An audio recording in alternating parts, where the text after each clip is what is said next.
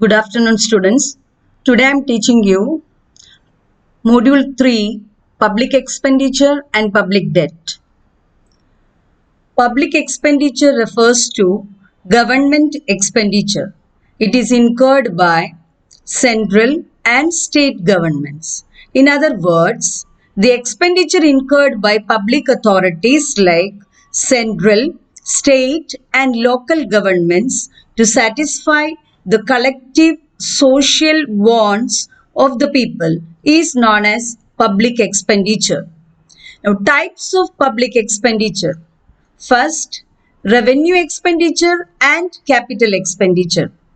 Revenue expenditure is expenditure for the normal running of government departments and various services, interest charges on debt incurred by government, subsidies and so on. Expenditure which does not result in the creation of assets is treated as revenue expenditure.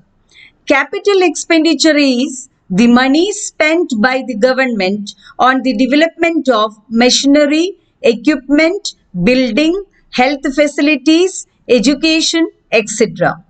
Second, productive expenditure and unproductive expenditure. Productive government expenditure is the sum of expenditure on education, health, defense, housing, economic affairs, and general public services expenditure. Unproductive expenditure is those spending which do not give any income to the government. Examples are defense, interest payments, and maintenance of law and order. Third, transfer expenditure and non-transfer expenditure. Transfer expenditure is the government payments to individuals through social programs such as welfare, student grants, and even social security. The non-transfer expenditure relates to expenditure which result in creation of income or output. The non-transfer expenditure includes development as well as non-development expenditure that results in creation of output directly or indirectly. Examples are expenditure on transport, irrigation, etc. Fourth, development expenditure and non-development expenditure. Developmental expenditure refers to the expenditure of the government which helps in economic development by increasing production and real income of the country. Examples are expenditure on railways, education, health, etc. Non-development expenditure is that expenditure of the government which does not directly help in economic development of the country.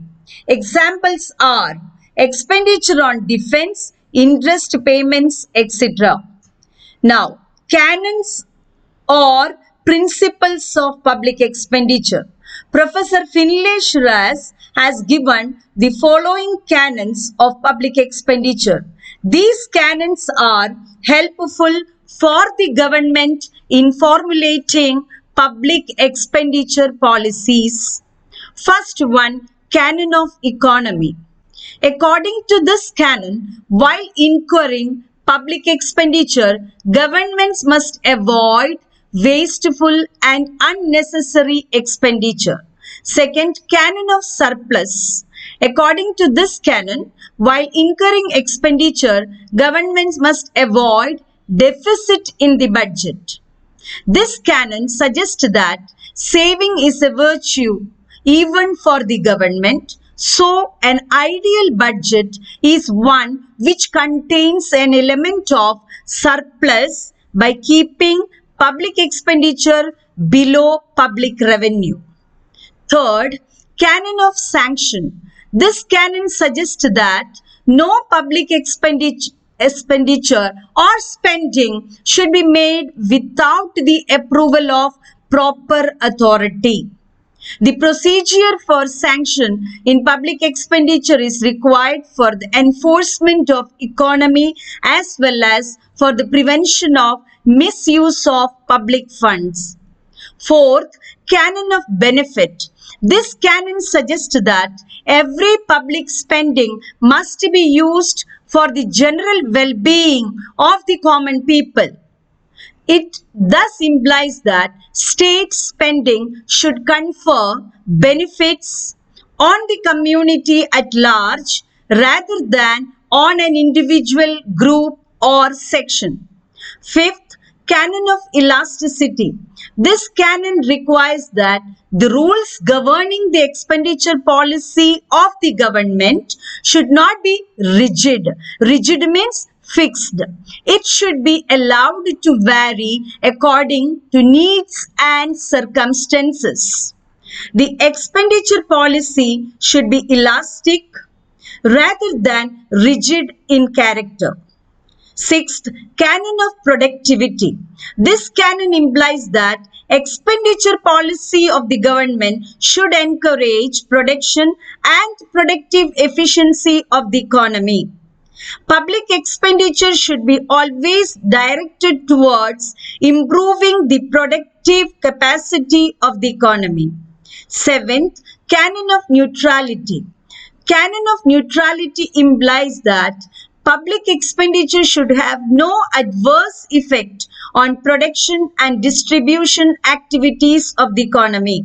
Public expenditure should only result in increased production, reduced inequality of income and wealth, and increased economic activity. Eighth, canon of equality. According to this canon, public expenditure should be incurred to reduce inequalities in the distribution of income and wealth. The expenditure programs should be adopted to provide more educational facilities, medical benefits, cheap housing facilities, old age pension, and other social security measures to the backward sections of the society. Now, theories of public expenditure. First theory, Wagner's law of increasing state activities. Adolf Wagner, a German economist, is the founder of this theory. According to him, there is a direct relation between economic growth and public expenditure. According to Wagner's law, the expenditure of public authorities has a continuous increasing trend due to three reasons. They are, first one, expansion of traditional functions. Traditional functions mainly include defense, administration of justice, maintenance of law and order, and provision of social overheads. Social overheads means infrastructural facilities. The coverage and variety of such functions have gradually increased. Defense expenditure has expanded rapidly because of a change in military arts and sciences. Defense expenditure on men, materials and maintenance have increased in modern times. Similar is the case with expenditure on internal protection and administration. Second, coverage of new functions. Secondly, the activities of the state were increasing in their coverage. Traditionally, the state activities were limited to only defense, justice, law and order, maintenance of the state's overheads, etc. But with the growing awareness of its responsibilities to the society, the government started expanding its activities in the field of various welfare measures to enrich the cultural life of the society. New welfare programs were designed to provide social security to the people. This required increasing government expenditure on education, public health, low-cost housing, subsidized provision of food, agricultural inputs, old age pension, sickness benefits, etc. C. Expanding sphere of public goods. The need and necessity to provide social and merit goods through budgetary allocation was increasingly recognized by the modern state. The state was trying to shift the composition of national product more in favor of public goods. As a result, state activities were expanded to areas like irrigation and flood control projects, construction and maintenance of public parks, provision of education and healthcare facilities, creation of economic overhead capital, etc. Provision of these public goods and merit goods means heavy investment in public enterprises. Second theory, Weismann-Peacock hypothesis. According to Peacock-Weismann hypothesis, public expenditure increases over time in a step-by-step manner. This hypothesis is based on the displacement effect, concentration effect, and inspection effect. First one, displacement effect. When a social disturbance occurs, the government raises taxes to increase revenue and increases public expenditure to meet the social disturbance. This creates a displacement effect by which low taxes and expenditure are replaced by higher tax and expenditure levels. Second, inspection effect. Government expands its fiscal operations partly due to disturbance and partly due to expand economic activity is known as inspection effect. Third, concentration effect. When an economy is experiencing economic growth, there is a tendency of central government's economic activities to grow at a faster rate than that of state and local government's activities. This is known as concentration effect. Now, causes for the rise in public expenditure in India. First one, population growth.